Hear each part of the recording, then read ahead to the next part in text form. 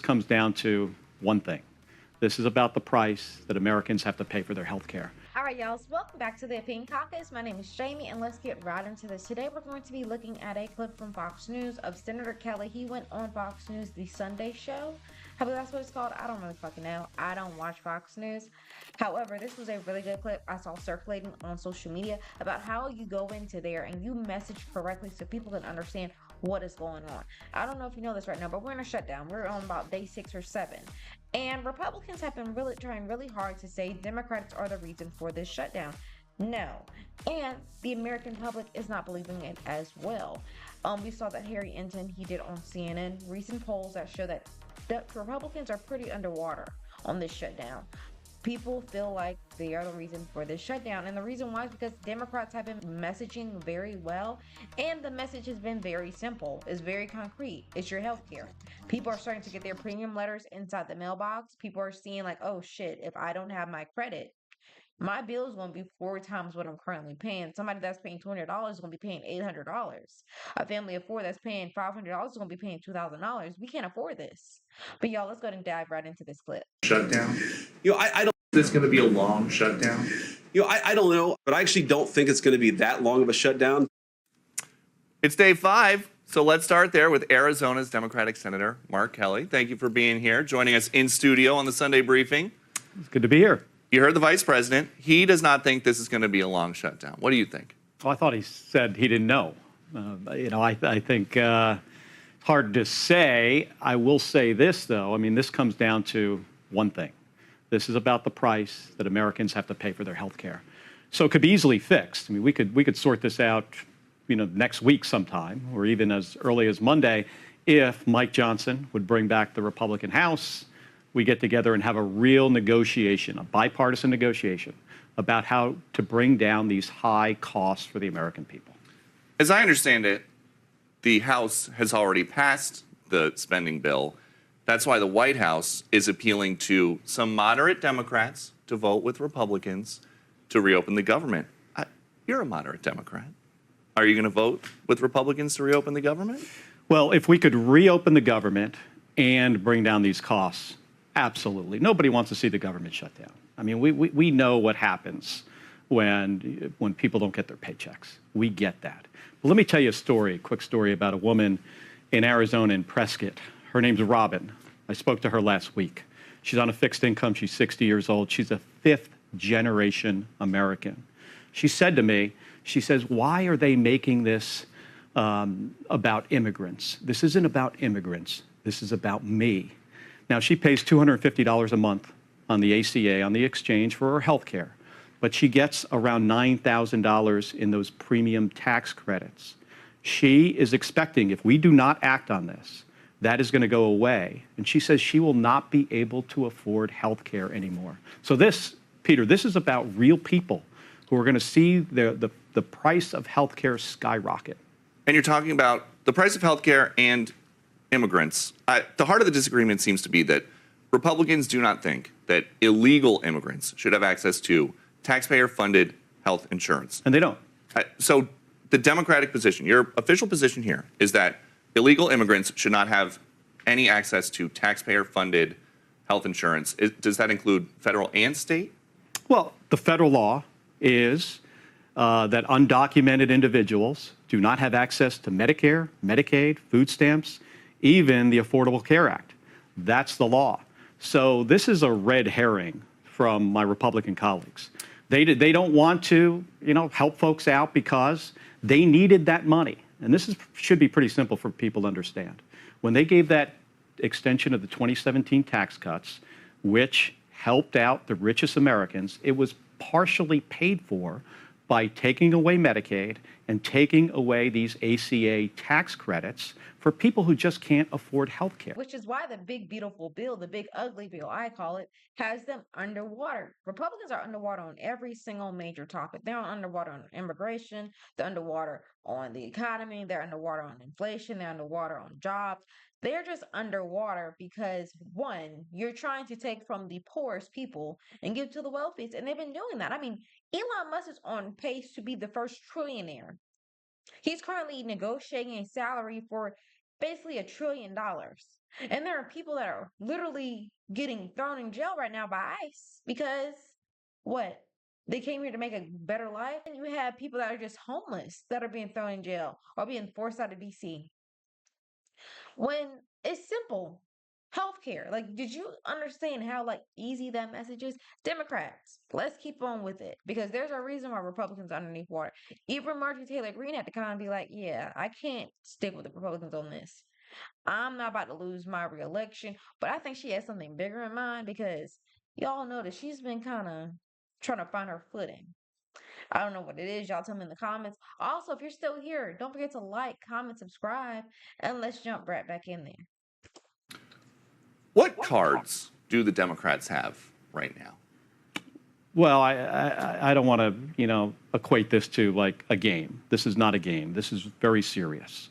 We've got folks that aren't able to go to work right now, but on November 1st, individuals are going to get these letters if they haven't received them already. Some have. There are folks in Alaska who have received letters that their premiums are going to go up from $600 a month to $4,000 a month. That's unaffordable. And in my state, in Arizona, 109,000 people are likely to lose their health care, meaning that they are one accident or one illness away from bankruptcy. And I get that the official line is that you have to hold the line to help working class people save money on health care in a few months. But isn't the shutdown hurting working class people right now? The shutdown hurts government employees and contractors. We all get that. I understand. I served in the United States Navy for 25 years.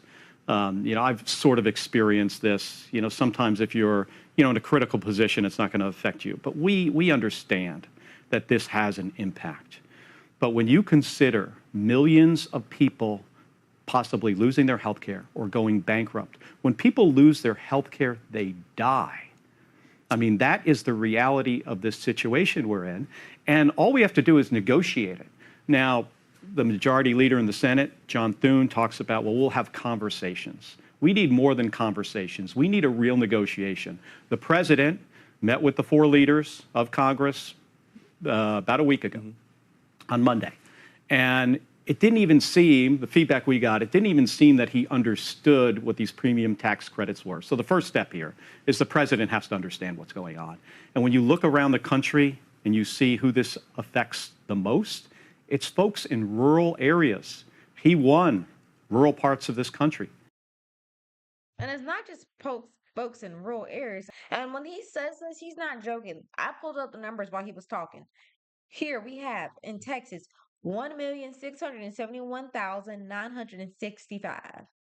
In his little Mar-a-Lago, 1,936,421.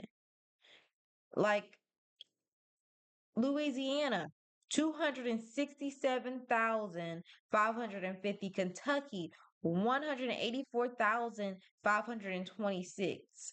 Missouri, 265,298. Mississippi, 153,910. Like, these are areas he won. He won Pennsylvania, 483,868. North Carolina, already still struggling from the last hurricane. Now you want to take away their health insurance too? 651,982. But he tells you he's there for the working person. And for people that don't understand, because they like to say Obamacare. For California, that's Covered California. For Colorado, that's Connect for Health Colorado. Connecticut, Access Health CT. Georgia Access, Idaho. Your Health Idaho. Kentucky, Connect.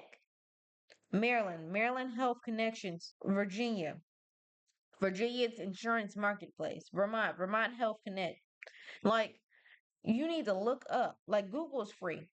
I always tell people, like, look up and see what's going on because you can easily dispute or confirm information if you just do a little research. Well, let's keep on going. In almost every state.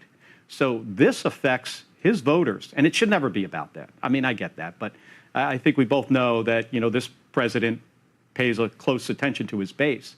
This is going to impact them significantly. And you mentioned your service, 25 years in the U.S. Navy. We talked a little bit with the defense, with the Secretary of War, excuse me, You could say defense. It's fine with me. about the impact that this shutdown is having on active duty service members. Let's listen to this. Pretty soon they're going to start looking at leaders, looking at Democrats, saying, how long are you going to hold out? Because pretty soon I won't have a paycheck. Chuck Schumer's doing this to protect his own base because he wants to keep his position. It's nonsense. It's not nonsense.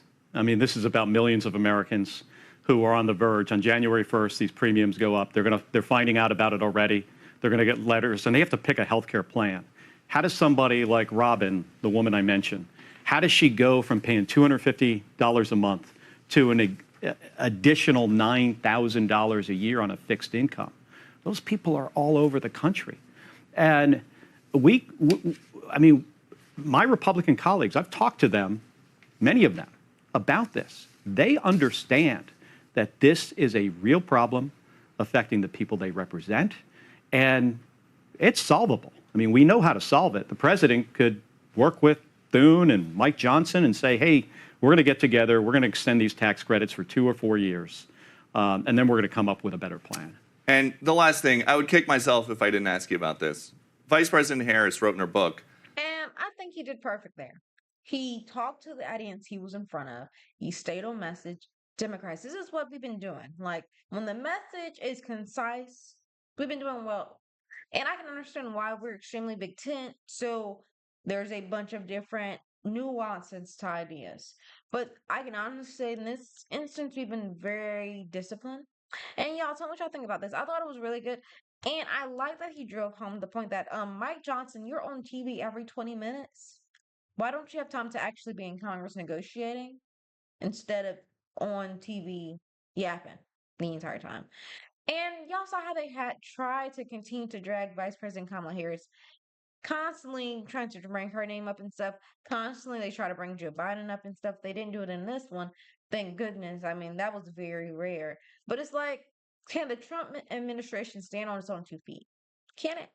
I don't know. I don't think it can. It'd probably topple over. We already see that from the shutdown anyway. But y'all tell me what y'all think about all this in the comments. Thank y'all so much for who watched. If you were here for a second, I appreciate you. If you were here for a minute, I love you so much for giving me your time.